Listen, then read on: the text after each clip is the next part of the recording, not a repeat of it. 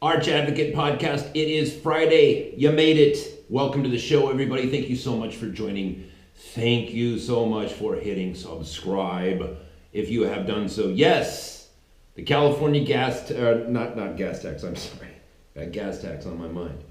The California text tax. I had one person on Reddit write me back.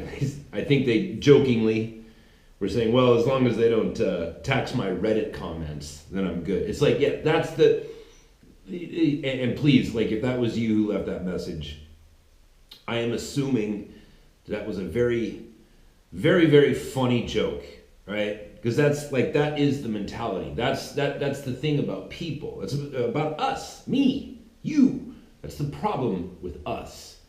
It's called NIMBY, N-I-M-B-Y, not in my backyard. As long as it's not in my backyard, I don't care. That's literally, well, I can't say literally. That is what I believe with all of my heart, how it is that we got into this mess to begin with. Wealth has always proven, throughout all of recorded history, it has but one effect on a society of people. Like, not on an individual, but on a people. Individuals are very much different than crowds. You know, it's like that, I referenced before that scene in the first Men in Black. And Tommy Lee Jones is talking to Will Smith with an F. Will Smith, come on, don't you want to join Scientology? Don't you want to be like me? Oh, Will Smith. He's talking to Will Smith, and he says, look, you know, Will Smith's like, well, why don't you just explain it to everybody? Why don't you just tell everybody that there's aliens and, you know, people will be all right? He's like, and Tommy Lee Jones is like, no, people are stupid. A person is smart, but people are stupid. People are scared, panicky, sheep, I think is what the word, and that's literally why, like, in the Bible, like, God refers to people, Jesus refers to people as sheep, is because that's what we are. You know, when we're in crowds, we're panicky, we're nervous, we're, whatever. And the dynamics of people together is very different than an individual. And the reason, I believe, the reason why we got to where we are, where you literally can never truly own your home, right? Where property rights is at the core, right? Ownership. Land ownership. It goes straight to the heart, like, even of Christianity. Like it's one of the main things. Like, you have to own where you live. You have to own where you live. You have to own it. You have to tend to it. And the only way to get, like, maximum effort out of you to tend to your own land is if you own it and you understand that you own it. And then the way that you tend to your neighbor is based on the ownership of land that you have, because that's what establishes who indeed is your neighbor. And if you're not a landowner, then you are a renter, and that exposes you to all sorts of different problems. And so we live in this place now where politicians bring up, like, oh, we're thinking about taxing you when you send a text message in America. You might be Todd Milligan sitting in Oklahoma going, I don't give a damn about that.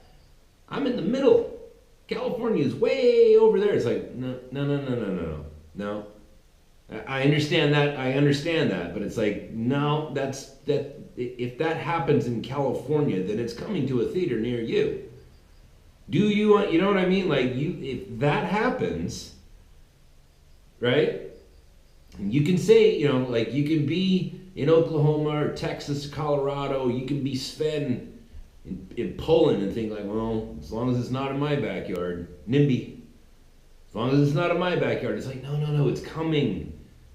It is coming, These things can drive you crazy. Now listen, I'm a little bit scatterbrained right now, and I apologize for how late this show is coming to you. If last night in my home was video recorded, it would be a horror movie called Night of the Crying Baby. I had two crying babies last night. One whose ivories are coming in, evidently. None too happy about that. And the other one, like my boy, my new son, Ryland, there's been he got an eye infection when he was born because he was born in a socialist hospital that has no, evidently they don't have any cleanliness, whatever, and he got a very bad rash. He's got a scowl, like he's got his eyebrow is furrowed now. The poor little boy, he's just, he's grumpy quite a bit, but like, I mean, thank God, like the things that are wrong with him are very fixable. It's just, he's a 3-week-old baby. He has no idea what's going on, and every pain that he has is literally the worst pain he's ever felt in his life because his life is 3 weeks long. You know what I mean? So it's just, anyways, I'm kind of sleepy. I'm running late, and I apologize about that. But going into it, as tired as I am, right? And I get very disoriented when I don't get my 8 hours, baby. If I don't get my solid 8, I'm a wreck. And sometimes it's like, man, you look around at what's going on and you feel like you're going crazy. So there's people in California who are proposing a text message tax. Okay, what the, I don't know, you know what I mean? It makes you feel like you're going crazy. Gavin Newsom is the governor of California, and he just left being the ruler of San Francisco, and he literally, not figuratively, not hyperbolically, literally left that city covered in human feces. And yet the people of California said, sounds good to me, let's put him in control of everything. I don't know what's going on here. I feel like I'm on crazy pills. Ted Lieu, right? I think he's a congressman or something. He's some big shot politician. Ted Lieu, he's a piece of work. He goes on national television, and says out loud, with no shame, just like what's his name that gets on Tucker Carlson every now and again. Remember that guy? He goes on TV. He's like, yeah, we just want to have we're just thinking about making a law to make it mandatory that you turn in your guns, and we'll buy them from you. And Tucker Carlson's like, what a law? So what? So you're gonna go arrest people who don't turn in their guns? He's like, no, of course not. We're just saying it'll be a law that you have to turn in your guns, and we will buy them from you. And Tucker's like, well, hold on a second, wait. Well, what if you don't turn in your guns? And he's like, well, then you would be a criminal. And Tucker's like, okay, so what do we arrest criminals. He's like, no, Tucker, come on. We're not talking about arresting you and coming in your house and seizing your guns. And Tucker Carlson's like, I don't know what's happening anymore. I don't know what's happening in this conversation anymore. You know what I mean? It's like, what are you talking about? Ted Lieu goes on TV. He says, yeah, I would love it if I could control people's speech. He just says it like very matter-of-factly. It's like, oh, okay, see, like this is why we don't do socialism. This is why. This is why we don't let the kind of people who think that socialism is a good idea, it's why we don't let them into positions of power. Because they end up saying things like that without understanding like what it is that they're, you know what I mean? Like, it's like, okay, this is, Mao Zedong China is what's next if we continue to allow these people to gain power. It's nuts. And it's like, I'm watching that thing, I'm watching Ted Lieu, and I watched it a couple of times because it's like, well, maybe there's a context here that I'm missing. And it's like, nope, I watched it several times, and he's just like, yeah, I'd love it if there was a way that I could control what people say, but unfortunately, there's this little thing called the First Amendment, man, and it's really effing me up. Stupid founders, man, with their stupid, you know what I mean? And it makes you feel like you're going crazy. And if that's you, that's one of the main focuses of this show is how to not go crazy. How is it that when you see all of these things, you see Ocasio-Cortez out there just spewing nonsense over, there's, the three chambers of, government. It's like, no, sweetheart, didn't you get into the Wu-Tang Clan? Clearly there are 36 chambers of government. Idiot. Oh, the unemployment's so low because, everybody's working 2 jobs. It's like, no, that's not how that works. How do you pay for something? Well, you just pay for it. It's like, that's not, no. And these people are cheering her on. Oh, this is the new face of the Democratic Party. Like, she's such a good leader. It's like, this is who you want. This is your elected representative. This is who you want speaking for you on your behalf in the House of Representatives. Ugh. I don't know which one is crazier. The fact that she's in there, or the fact that you're applauding it. Matter of fact, I don't think it's necessary for me to make that determination. I don't think I have to be discerning in that. I don't think I have to discern which one is crazier. They're both mind-bogglingly, maddeningly crazy. And that's how it makes me feel. It makes me feel like I'm going crazy. It's like, I don't know what I'm watching. So do you ever feel that way? Do you ever just take it all in? And, and you can even get like conspiracy theory on it. Like perhaps mainstream media, Fox News, MSNBC, CNN, all these different outlets, like perhaps there's some grand conspiracy to just maybe burn the American people out by just shoving so much, just the fire hose of the news, of all the things that are going crazy in the world. France is on fire. Emmanuel Macron's a crazy person with his weird wife. He literally married his teacher, who's like significantly older than him. It's like, oh yeah, there's no dysfunction going on there. Angela Merkel, who has no children, has been importing all these African, militants into her country after years of, telling the European people, like, the responsible thing to do for the environment is don't have any children. And then all of a sudden it's like, oh no, we don't have enough children. Let's bring in a bunch of black people who hate us for being white and have the absolute absence of soul to just go around and splash acid in people's face and hack people up with machetes. Let's bring some of these people in. It's like, I don't know what I'm watching here. And maybe it's the media that's just like, let's just cram as much crap on top of these people until they lose their minds, until they do go crazy. Well, you know what I mean? Like you get, you know what I mean? Like it gets frustrating, and you start thinking to yourself all these kind of crazy thoughts. And let me just, as it's Friday, kind of a parting shot. I know, this week kind of got heavy at certain points. But let me just end the week with this. And I'll try to keep it short, but, Bible stuff. Let's see if we can find solace somewhere. And take a look at, and approach this very spiritual, because, when you feel like, like everything that you're looking at is crazy, that can affect your mental health.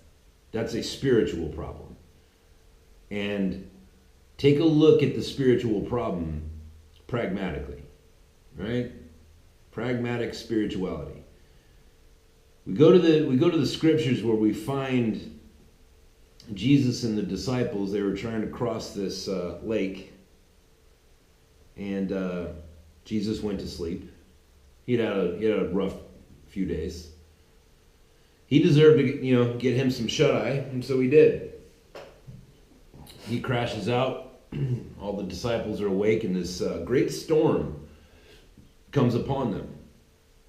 And it was so bad that this lake, this sea, if you will, was tossing and turning so bad that these fishermen, like these are men that are known for their expertise of, what it's like to be out on the ocean.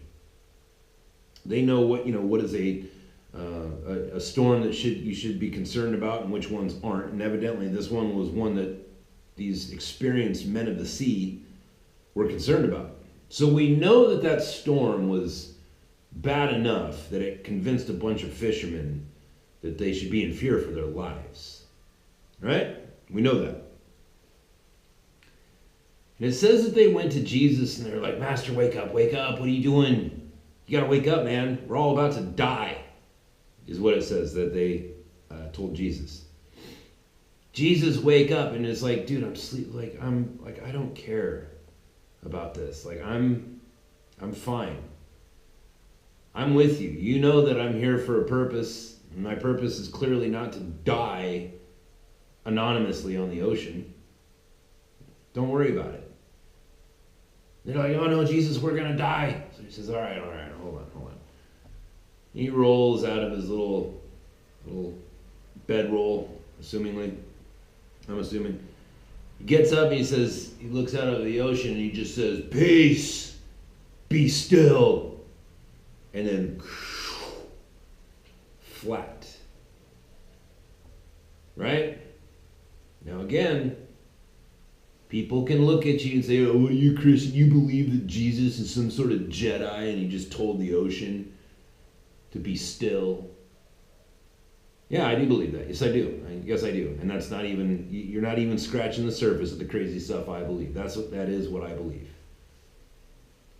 But you have to look at that, the wind and the waves, the big, tossing waves and the ferocious wind that probably broke their, sail and all that stuff. Like it was for those guys, it was like, dude, we are going to die. Jesus, wake up. Jesus, come on, man. What are you doing sleeping? We're all about to die here. Can you get up and do something about this? And Jesus gets up and he just says, everybody calm down. Hey, ocean, calm down. Relax. And the ocean obeys him. And then we find that the disciples were talking amongst themselves, like, what kind of guy is this?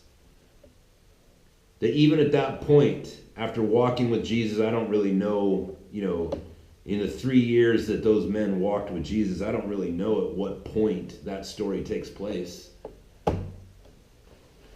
But it certainly took place in the arc of that 3-year history, where they should have known, like, oh, this guy is special. But it says that they were all like, oh my gosh, what kind of guy is this? What kind of Jedi is this? What kind of wizardry are we witnessing here? This guy just told the ocean to be still, and it did. This is crazy, right? And this is the thing, is that you look at that, and Jesus is not concerned at all with the wind and the waves. And he's trying to tell his guys, like, you guys, like, I'm in charge of everything. Don't worry about this stuff. And then we skip forward to the end of pick your gospel. And we find Jesus is worried about something. And he takes a handful of his disciples, well, he took all the disciples, but he took 3 of them up and he says, listen, there's some stuff that's about to go down and I'm very nervous. I'm very scared.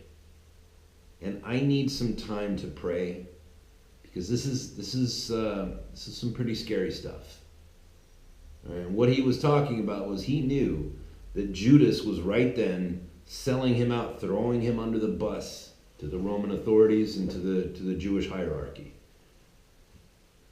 He knew, and he knew what was coming. He knew that pretty soon they were going to come and get him. And he was scared. Hey man, I'm about to have the flesh torn from my body. I'm about to be nailed to a crucifix and held up naked in front of everybody as I'm being tortured to death. Like, I'm nervous. This is scary stuff. So he takes 3 of his disciples outside of the 12 and he says, listen, I need you guys to stay awake for a little while. I'm going to go pray. You guys just stay here, but just keep a lookout. All right? There's some guys coming. I need you to keep a lookout. Let me know when they're coming. So he goes and prays for like an hour. And he comes back and he finds these 3 guys sleeping. And he wakes them up and he's like, you guys, you couldn't even stay awake for an hour? I'm concerned here. I'm scared. I've got legitimate things that I'm worried about. You guys couldn't stay up and pray? It's been 3 years you've been with me. I told you, like, I need you guys awake and praying. You couldn't last an hour? And the point of all that is that, like, as people, like, we are scared to death of things that Jesus is not scared of at all. Right? The things that put Jesus asleep. The things that are so boring to Jesus, it just puts him right to sleep. Like, ugh, whatever. Wake me up in 8 hours. Wake me up when we get across the ocean there. Just leave me alone. These things, those wind and the waves and the distractions, those things bore Jesus. Those are of no concern to him. That's boring. But the things that are important to Jesus, eternal things, conditions of your heart, the conditions of humanity, and here's Jesus. He's moments away from being able to save the world, but it's not going to be easy. It's going to involve horrific torture, horrific bloodshed, and death. And he's present to what's eternal. And we as people, that puts us to sleep. We don't care about that.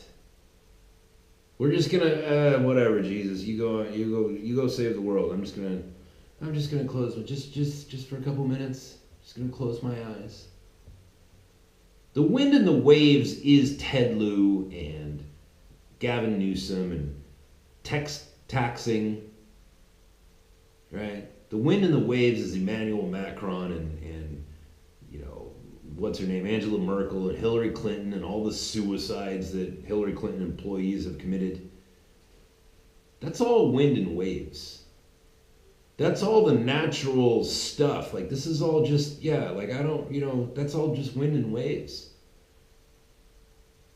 Are you present to the things that keeps God awake?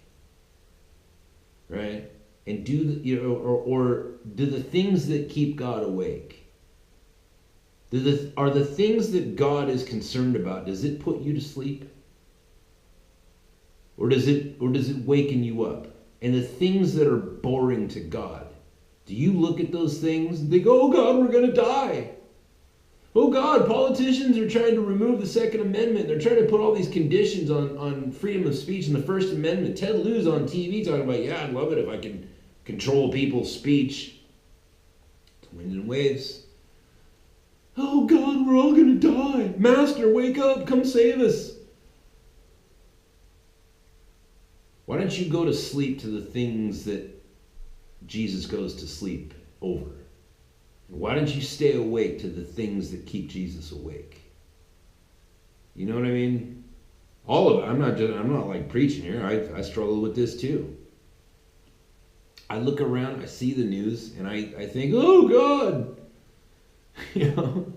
How long until they throw me and my family into a gulag? Because, by the way, that's still going on in the world. That has not been driven out from the human condition. That is still happening to this day. Isn't that crazy? You see all that footage of like concentration camps with the Jews in it in the 1930s. It's like, oh boy, that was all in black and white. That was before God invented color. That was a long time ago, man. It's like, no, it's actually happening at this very moment. The conditions that the Jews suffered through during the Second World War, there are people that are living in those exact same conditions right this very minute. Right this minute, as you listen to this podcast. That has never been cured. You know what I mean? People suffering their whole lives, that's the kind of thing that keeps God awake. You know what I mean? The circumstances, the players, the individuals, Emmanuel Macron, George Bush, Donald Trump, Hillary Clinton, Bill Clinton, whoever, Mao Zedong, Kim Jong-un, Vladimir Putin. It's like those are just the players. The eternal stuff is what keeps God awake. The wind and the waves put him to sleep. Boring. You know? So I was just thinking, like, perhaps that could be just something to contribute to your mental health, and try to keep your focus where it belongs. Keep your focus on what's eternal. Things that have eternal value. And don't be concerned about the wind and the waves, because our master rules those things. Rules all those things. Right? God bless you guys. I hope you have a good weekend. And sorry it took me so long to get this episode out. And yeah, listen, hey, if you want to support the show, for the time being, it's PayPal. Right? I promised I was going to talk about the Patreon thing. It's going to have to wait till next week. My Patreon is still working, but I need to talk to you guys about that. And as a matter of fact, I need to kind of put it to a vote. Actually, no, I don't. I need to talk to you guys about that and make some changes. Patreon moved to silence Sargon of Akkad, and I don't appreciate that. I don't stand for that, and I would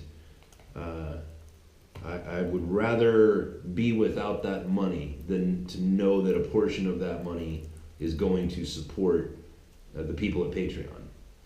And that's, if you knew, like,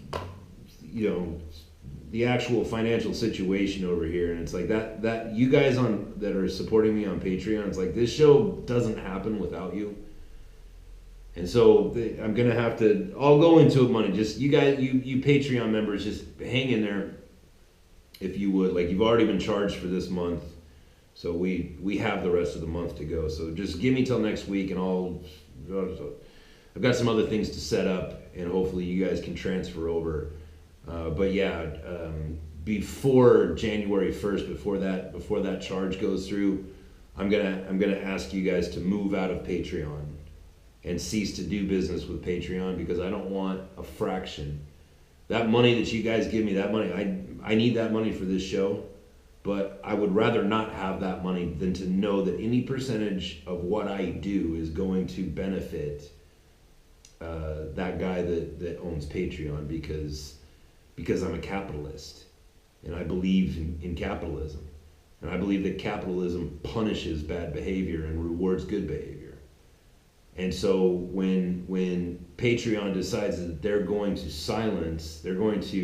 cut into Sargon of Akkad's income because they don't like what he says. I don't like what Sargon of Akkad says. I don't dislike it, but he's an atheist. He and I don't see eye to eye on very much at all. Politically, we're lined up pretty well, but spiritually, we're not. So I don't really care about that guy. What I do care about is people infringing and using their muscle to muffle out voices of people that they don't like. I wouldn't stand for that.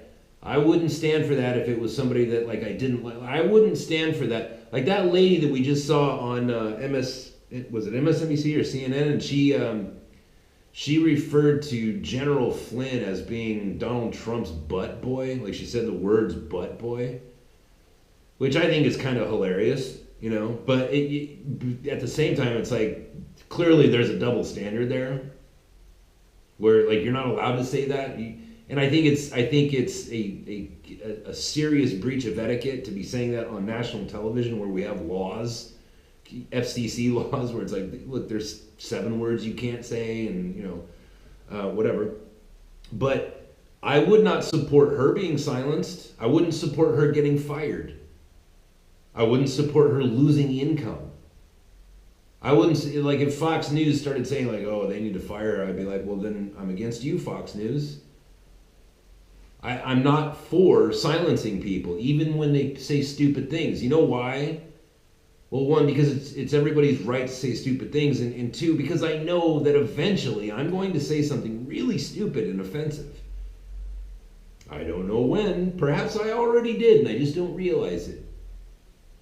But you know what I mean? Like the right to speak must be preserved. And when Patreon comes in and they're like, oh, I don't like what that guy says, so I am going to turn off his money, which he uses to pay for his home, the home where he houses his wife and children, and stores the food for his wife, himself, and his children in, where he parks his car, the car that he uses to drive his children to school. You know what I mean?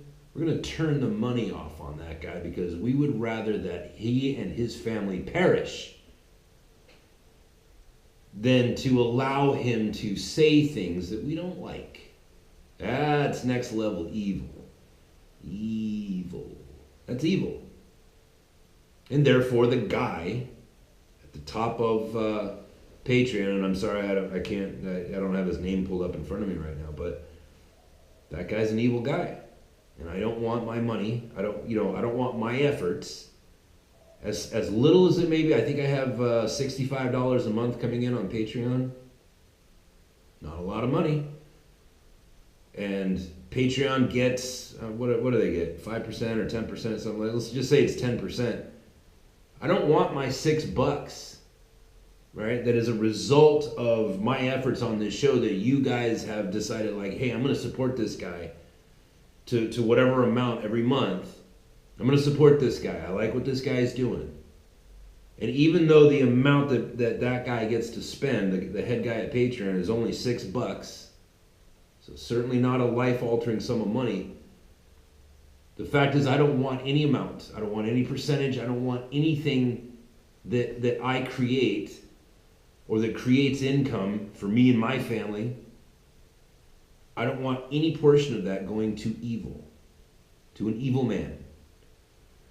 So I will be setting up a different account because there's been a number of people moving away from Patreon. I'm going to be doing the same thing. I'm going to get another account set up over the weekend, and I will talk to you guys about that on Monday. So in the meantime, if you're going to support the show, please do that on PayPal. It's PayPal me/ArchAdvocate, and you can check that out at archadvocate.com. The link is on the top left. I believe it's on the top left, the PayPal link. Click on that if you want to support the show. If you do, I appreciate it. And if you don't want to do that, that's cool too. Please make sure you hit subscribe. And other than that, I will be out until Monday. We will talk to you then. Have a great weekend. God bless you. Don't focus on the wind and the waves. Be awake to what God is awake to. And be asleep to what God is asleep to. In Jesus' name, amen.